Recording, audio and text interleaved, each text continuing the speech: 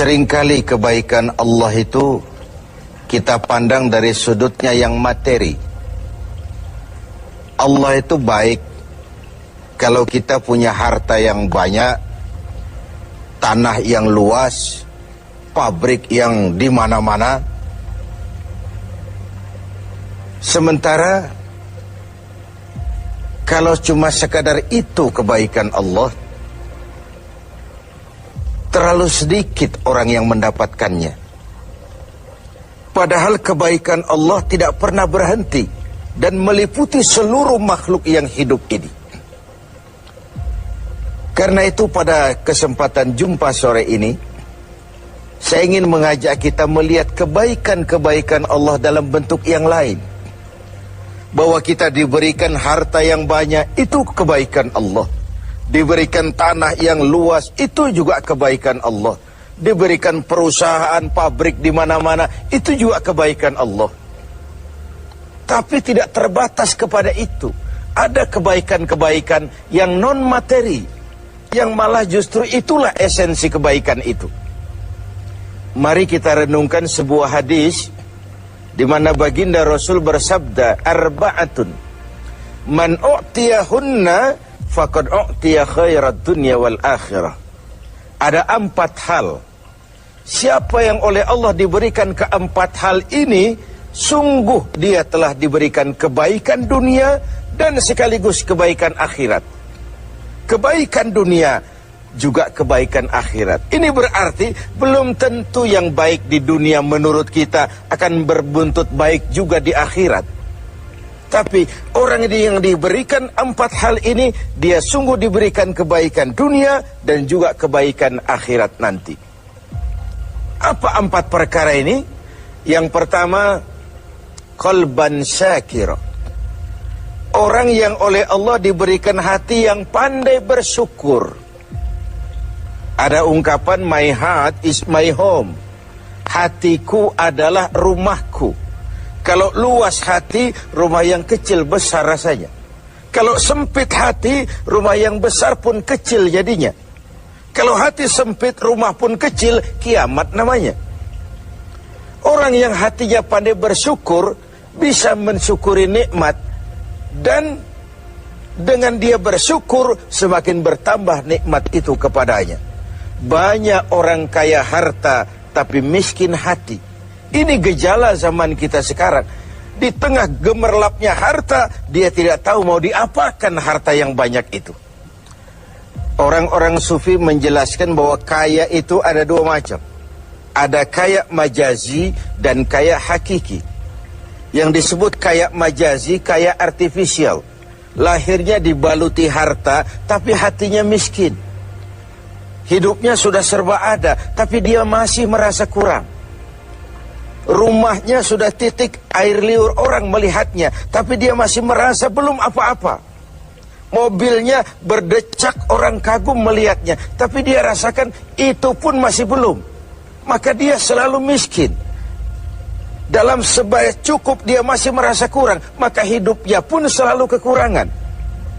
Orang yang diberikan hati yang kaya, sungguh sebuah kebaikan. Hati yang kaya, hati yang luas. Kalau hati luas, tandanya 2, bisa mensyukuri nikmat dan tidak mengingkari apa yang diberikan Allah kepadanya. Tapi orang yang hatinya sempit biasanya tidak pandai mensyukuri nikmat. Dan lebih celaka lagi ini, tidak senang lihat orang lain mendapat nikmat.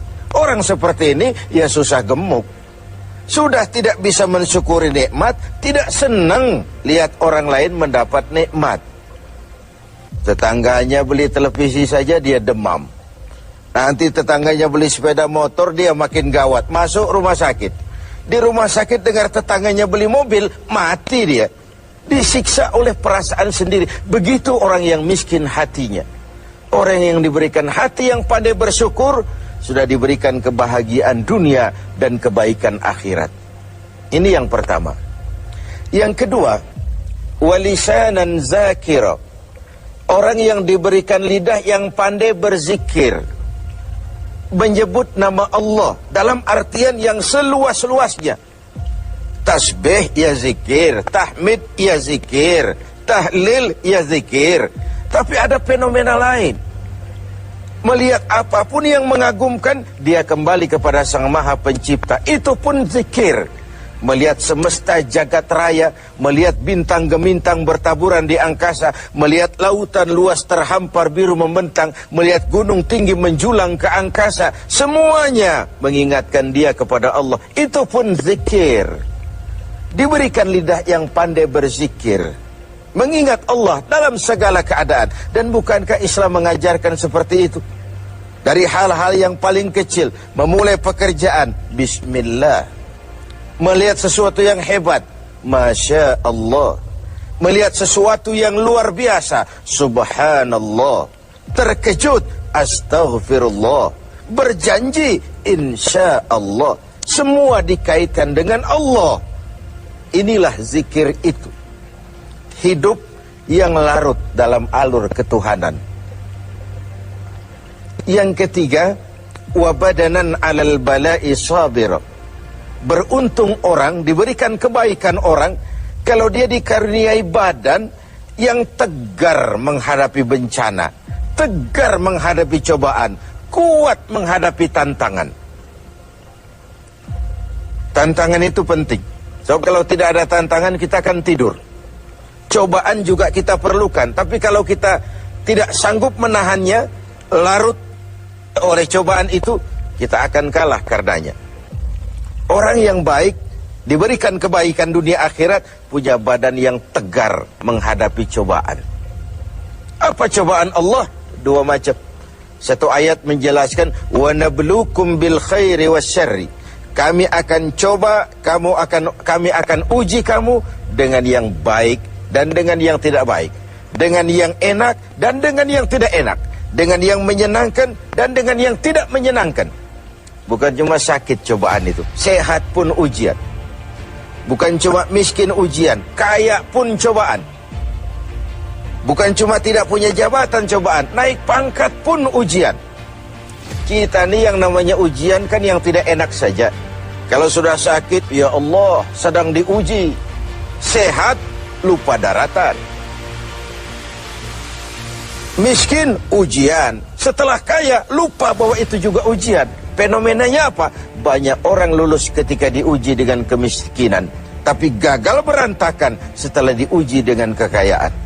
Ketika miskin dia hamba Allah, setelah kaya dia pindah menjadi hamba harta.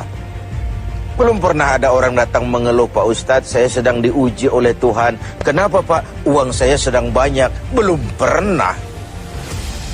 Kalau sudah bangkrut, miskin, baru merasa diuji.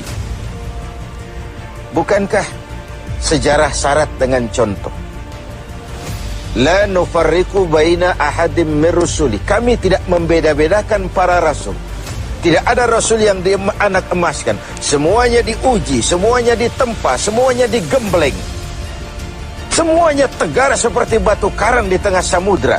Walau tiap hari dihempas ombak, dihantam gelombang, dia tetap berdiri dengan tegar. Begitulah orang yang diberikan kebaikan oleh Allah. Lain dengan orang yang loyo, sedikit kena kesulitan seperti ayam sampar, kerakap tumbuh di batu, hidup segan mati pun tak mau, skeptis, pesimis.